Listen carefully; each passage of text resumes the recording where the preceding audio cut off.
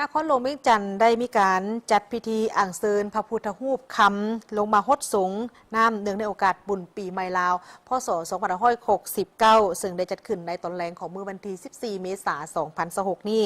ซึ่งเป็นมื้อทำอิฐของการลินบุญปีใหม่หรือว่ามื้อสังขารหลวงอยู่ที่เดินกรมมาเรียนทางด้านในของพระธาตุหลวงเวียงจันทร์เมืองไซเสถานครหลวงเวียงจันทร์โดยมีท่านศิริราช ธงสิงห์ทองเพ็งประธานคณะกรรมการปกครองนครหลวงเวียงจันทร์โดยมีพระเทรานุเทระและพระอาจารย์ใหญ่มหาเวทมเสนัยประธานศูนย์กลางองค์การพุทธศาสนาสัมพันธ์ลาวมีท่านรองประธานคณะกรรมการปกครองนครหลวงเวียงจันทร์พร้อมด้วยบรรดาการนำของทางเมืองไซเสถาหัวหน่วยธุรกิจบรรดาบริษัททางห้านเข้าร่วม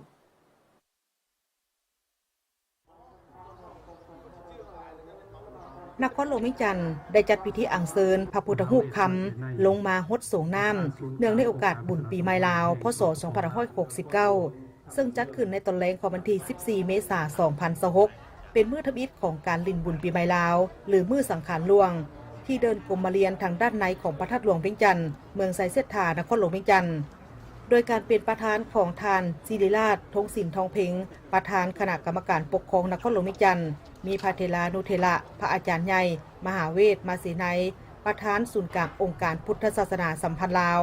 มีบรรดาท่านรองประธานคณะกรรมการปกครองนครหลวงเวียงจันทร์พร้อมด้วยบรรดาการนำเมืองไซเสถาหัวหน่วยธุรกิจบริษัทห่างห้านมวลชนชาวนครหลวงเวียงจันทร์และนักท่องเที่ยวเข้าร่วมในพิธีได้จัดพิธีทั้งศาสนาเพื่ออาราธนาอัญเชิญพระพุทธสุวรรณสาธานธรรมิกราชลงสู่แทนอัญเชิญพระคำประทับอยู่หอใต้เทียนบูชารัตนไตรัยเป่าสักเขไหวพระหับศิลกล่าวถวายฮดสงน้ำปัจจัยเครื่องไสยทานสูตรปริตะมงคลเคนบ้างปัจจัยคารวะพระรัตนไตรัยกล่าวอนุโมทนาโอกาสธรรมและหับพรหยาดน้ำ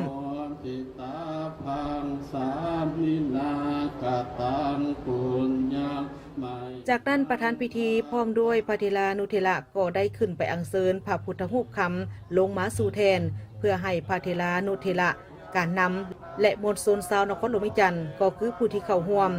ในพิธีได้มีการฮดสงน้ำอบน้ำหอมและน้ำสะอาดเพื่อให้พระพุทธรูปคำที่เป็นพระคู่บ้านคู่เมืองที่ประทับอยู่พระธาตุหลวงเวียงจันทร์ให้อยู่เย็นเป็นสุขตลอดไปภายหลังที่เอาลงมาให้มวลชนได้ฮดสงน้ำตามฮิตของประเพณีแล้วก็ได้อัญเชิญกลับคืนสถานที่เดิมปีลาวปีนี้ขออวยพรไสประเสริฐมายังการนำภาครัฐพ่อแม่ประชาชนบรรดาเผ่าออกตนโยมที่ทั้งภายในและต่างประเทศได้เฉลิมฉลองปีใหม่อย่างมวลซื่นอิ่มอกอิ่มใจอาตมาขอน้อมเอาคุณพระรัตนตรัยหมายมีคุณพระพุทธเจ้าคุณพระธรรมเจ้าคุณพระสังฆเจ้าคุณพระปรมี30ทัศจงมาบันดาลปกป้องคุ้มครองออกตนโยมตลอดฮอดการนำภาครัฐพนักงานทหารตำรวจไอ้น้องพ่อแม่ประชาชนบรรดาเผ่าขอมีความสุขกายสบายใจแข็งขาดปลอดภัยมีโชคมีไส้ปรารถนาอันใดขอให้สำเร็จขออยู่ซุ่มกินเย็นอยู่คำอยู่คูนอายุขอยืนยาวมั่นห้อยควบพระวรรษาเด้อวันณะสีสดใสดังพระจันทร์เพ่งแจ้งสุขขอมีสุขล้นโลค่าเหินห่างพละแข็งเขื่อนเข้มเหมือนสร้างหมื่นตัวขอให้ทุกท่านทุกคนมีโชคมีไส้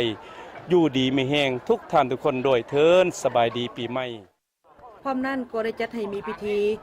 ฮดน้ำพระสงฆ์ที่เข้าร่วมในพิธีโดยมีการนำและมวลชนชาวนครหลวงเวียงจันทร์ได้พากันฮดน้ำอบน้ำหอมและน้ำสะอาดอันได้เฮ็ดให้บรรยากาศเต็มไปด้วยความเบิกบานมวลซื่นรักษาได้วัฒนธรรมฮิตของประเพณีอันดีงามของชาวลาวเฮาซึ่งปีหนึ่งมีครั้งหนึ่งนั่นก็คือโอกาสบุญปีใหม่ลาวหรือบุญพุทธสงกรานต์ได้ฮิตของวัฒนธรรมอันประเพณีลาวอันงดงามเนาะมื้อนี้ก็แม่นได้เอาพระคำที่คู่บ้านคู่เมืองของพระธาตุหลวงเฮาได้ลงมาสักการะบูชาฮดสงอันนี้เป็นฮิตของประเพณีอันนี้อันหนึ่งที่งดงามและข้าพเจ้าเองก็ได้มีส่วนร่วมในการที่มาสักการะบูชาทุกปีค่ะข้าพเจ้าคิดว่ามันเป็น